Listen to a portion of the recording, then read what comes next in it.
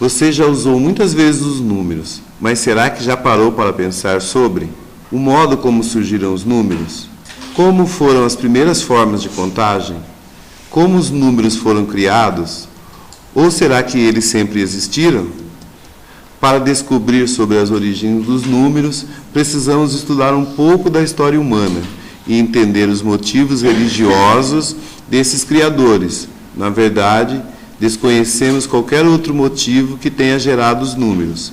Os historiadores são auxiliados por diversas descobertas, como o estudo das ruínas de antigas civilizações, estudo de fósseis, o estudo da linguagem escrita e a avaliação do comportamento de diversos grupos étnicos desde o princípio dos tempos.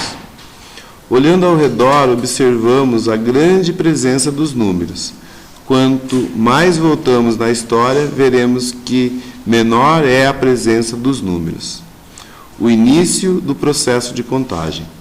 Os homens primitivos não tinham necessidade de contar, pois o que necessitavam para a sua sobrevivência era retirado da própria natureza.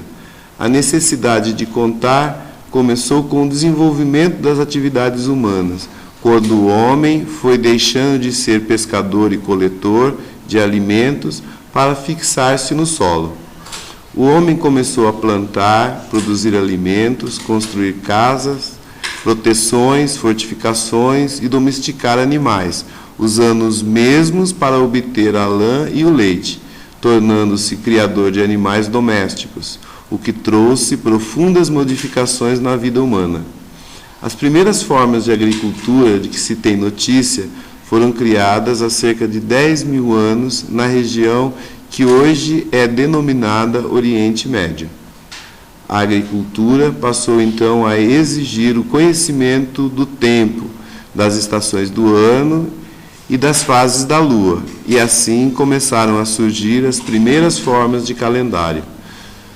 No pastoreio, o pastor usava várias formas para controlar o seu rebanho.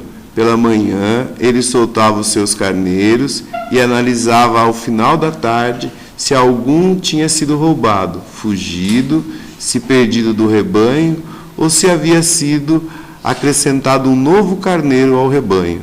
Assim, eles tinham a correspondência um a um, onde cada carneiro correspondia a uma pedrinha que era armazenada em um saco. No caso das pedrinhas, cada animal que saía para o pasto de manhã correspondia a uma pedra, que era guardada em um saco de couro. No final do dia, quando os animais voltavam do pasto, era feita a correspondência inversa, onde cada animal que retornava era retirada uma pedra do saco. Se no final do dia sobrasse alguma pedra, é porque faltava algum dos animais, e se algum fosse acrescentado ao rebanho, era só acrescentar mais uma pedra.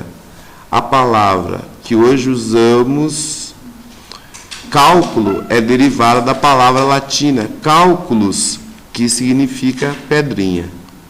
A correspondência unidade a unidade não era feita somente com pedras, mas eram usadas também nós em cordas, marcas nas paredes, talhes em ossos, desenhos nas cavernas e outros tipos de marcação. Os talhes nas barras de madeira, que eram usados para marcar quantidades, continuaram a ser usados até o século XVIII na Inglaterra.